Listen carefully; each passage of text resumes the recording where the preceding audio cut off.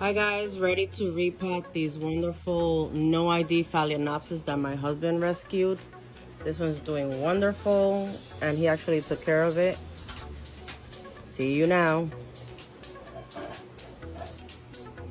Taking it out of its pot. Number one.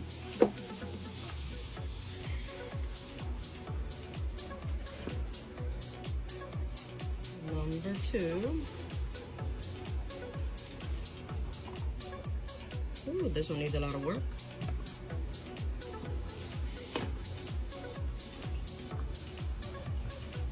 And number three.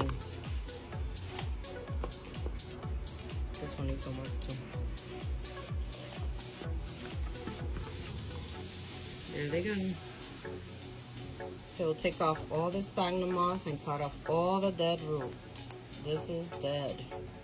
This is alive. We could chop off that tip there. This is dead. Remember, take all the old medium off. If a little bit stays, it's okay. I'll do the same with the rest. So this is all the stuff I took out of the pots of these three Phalaenopsis. They are stuffed with sphagnum moss. Growers really stuff them in because they don't want to water them as often as we do. Then this one has a whole bunch of dead roots. You can see the body of the roots, the evidence. And this one only has two so-so roots. It does have a new leaf grow there, so that one is a survivor. This one has some dead roots and some velamen that I have to cut off as well. Maybe this one, because this one has like an empty space right there.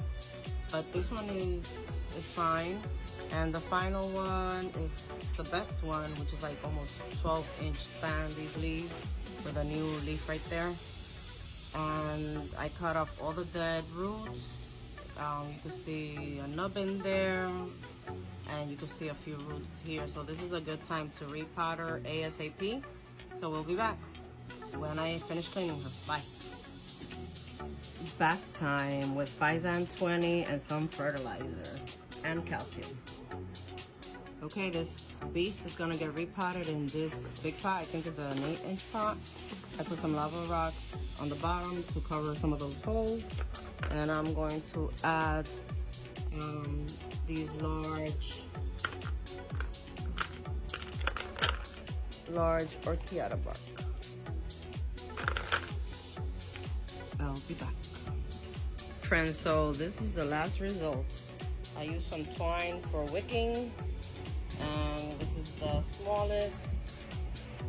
So they're in basically like non-watering pot form. This one I need to find a pot for. And this is the giganteous one. And that was it, guys. Hope you like the repotting. Mwah. Bye. Yeah.